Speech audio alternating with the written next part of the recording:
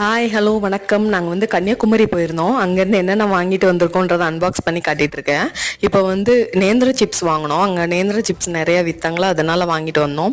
அப்புறம் வந்து அங்கே ஸ்பைசஸ் ரொம்ப ஃபேமஸாக இருந்தது. இந்த சுருள் பட்டன் சொல்லுவாங்க, அது ஒரு 100 கிராம் வாங்கினோம்.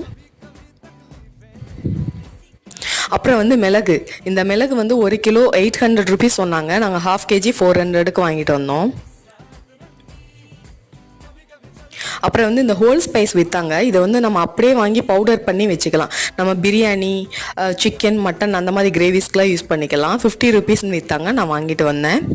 அப்புறம் வந்து ஏலக்காய் வந்து 150 கிராம் 100 150 ருபீஸோ விற்றாங்க. ஸோ அதுவும் வாங்கிட்டு வந்தோம். அங்கே ஸ்பைசஸ்லாம் ரொம்ப ஃபேமஸாக இருந்ததால் நாங்கள் அங்கே வாங்கிட்டு வந்தோம். நீங்களும் அங்கே போய் ஸ்பைசஸ்லாம் வாங்கியிருந்தால் கமெண்ட் பண்ணுங்கள்.